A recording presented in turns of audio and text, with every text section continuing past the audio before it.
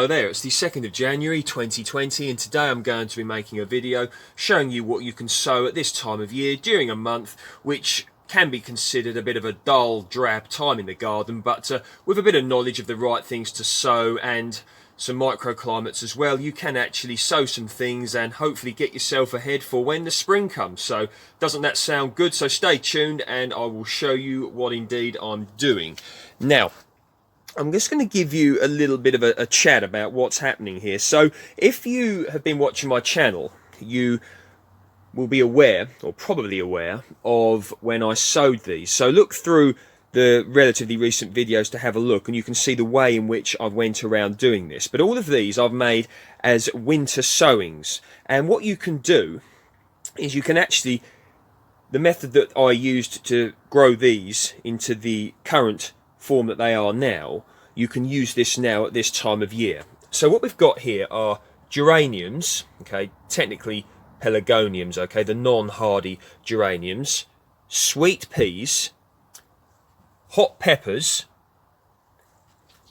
spring onions, more spring onions, corn salad, otherwise known as lamb's lettuce,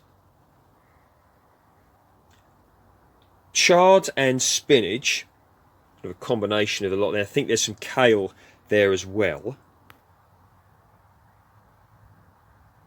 Land cress,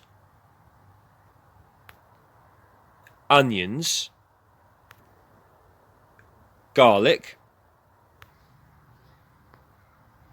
broad beans. You could also sow leeks at this time of year. Hardy lettuce, such as this variety here, purple sword Celtus.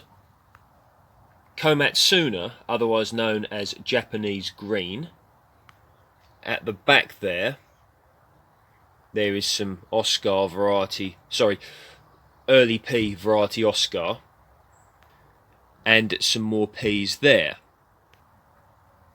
Carrots here, such as variety Manchester Table, and some more carrots here.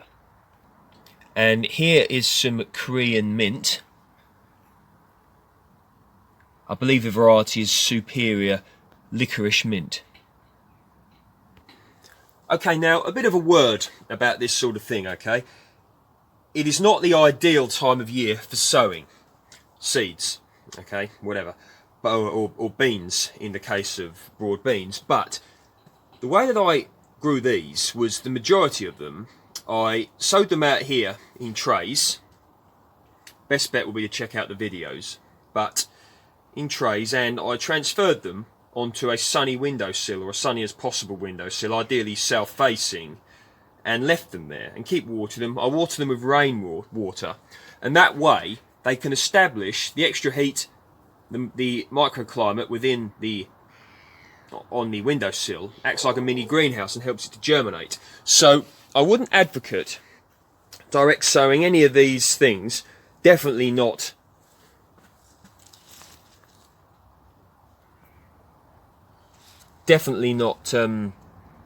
hot peppers, okay, or the geranium pelargoniums.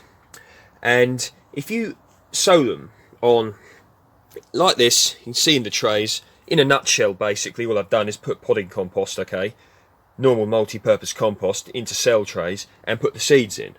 There really isn't much complexity with regards to this. So with regards to hardiness, okay, you can see the spinach and the kale here.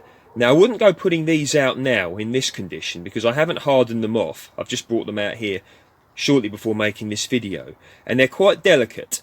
But what you can slowly do is harden them off by bringing them out, you know, for a day, a mild night, and then taking them back in when the night time comes, particularly when there's a frost. Take them back in, then bring them out again, and let them slowly sturdy up. And all being well, these will be a decent size by March, April, maybe even before that, in order to plant them out. But of course, anything that you're going to be planting out at that time of year in the UK, or indeed a similar climate, it needs to be frost hardy. you just likely will still be getting frosts by then. So something like you could do that with the spring onions, because they are frost hardy but would need a degree of hardening off. The corn salad, lamb's lettuce, is also hardy. Wouldn't even consider it with the geraniums or the hot peppers, okay? And sweet peas, they are hardy, but they would benefit from a bit of extra protection. But still, you know, I wouldn't advocate it with, you know, this sort of size. I'd let them thicken up a little bit more. Okay, so down here, these have actually been, I've germinated these in the polytunnel. You could see these containers here, these polystyrene containers I've been using for extra warmth and insulation. These have been in there their whole time, okay? And you can see even during the colder months, the peas have germinated well, and so's the Komatsuna. This Komatsuna here, I germinated that inside and later planted out. But that's perfectly edible. So imagine that on a much larger scale. Plenty of fresh Komatsuna to eat, and it's a very good vegetable actually. Not that many people know about it, but I've been reading up on it. Very, very good idea to get into growing Komatsuna. And stem lettuce as well. Loads of different varieties of lettuce, hardy lettuce, you can get into growing. Okay, so with regards to direct sowing into the garden. Now, here in the southeast of the UK, we tend to get the driest conditions. I mean, if you compare down here to somewhere like Wales or somewhere like that, which of course in general gets a lot more rain, or Scotland, than here, you need to be very careful if you're direct sowing things out into the garden, okay? Because if your soil is waterlogged, the ground will be cold anyway, and if it's waterlogged, it'll just add to the problems and can cause rot. So if you're sowing onions and garlic and to a degree broad beans, if the ground is all sodden and wet, I would recommend you don't do it. But around here in the southeast of the UK, you would probably have quite a high chance of success, I would imagine, with regards to direct sowing onions and garlic now, and also broad beans, okay? But you've got to be aware of your climate where you live, okay? Because as I stated, you know, here in the southeast of the UK, we tend to get, you know, some of the most favourable weather, although we can actually get some of the coldest winters here in the UK because we are closer to the continent. So there is that. But in general, we get sort of drier conditions than many other parts of the country. And of course, you need to consider the soil where you intend to do your growing. For example, if you're in a very clay soil which holds a lot of moisture, you need to be careful as well, because again, adding to rot. So you saw my ones that I had out there, the garlic and the onions in the containers there. If you're in a very clayey, soggy soil area and you fancy having a go at this, you can maybe make your own growing medium in a pot. And once again, you could have your onions and your garlic, and you can germinate them, you know, leave it in the polytunnel, so you can, or greenhouse if you've got one, or under like a canopy or something, so that you can control the amount of moisture or water that gets to it.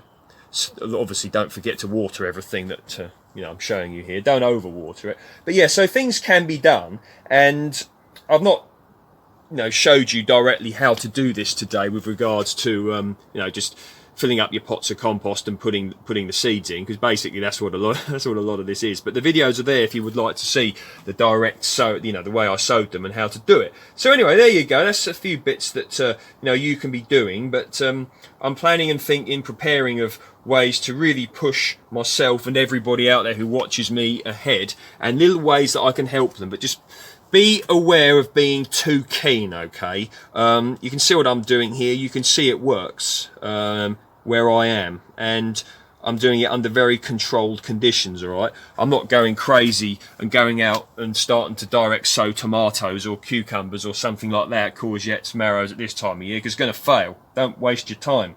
But things like this you can do, and if it goes right, which it probably will if you follow the steps I've taken, you could have some nice brassicas to plant out, spring onions to plant out, you know, relatively soon, and be way ahead. And if we get an early spring, nice warm spring on top of that, that will help. So there you go.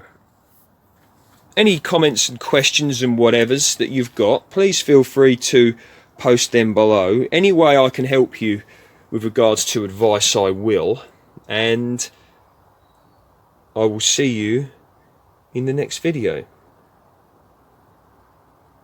Now, one thing that's got to be considered, if I wanted to, I could say, after they've hardened off, the spring onions, you know, I could take that out and I could put that into a container, such as what I've done here with the peas, the Kamatsu and the stem lettuce. You could do that. But you would not consider putting anything like the peppers or the geraniums. You would not even consider putting that outside, you know, when there's a risk of a frost. Now, with regards to flowers, you could also sow something like begonias now, following the same steps as I've done with these, okay?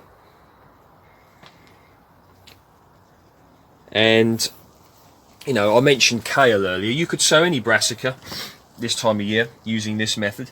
You can, if you look around. I think it's greyhound cabbage, one that matures quickly, so you could even have a crop very quickly. So there's so much, you know, that you can do. I'm going to go now. If you like my work, please feel free to like, share and subscribe. See you in the next video.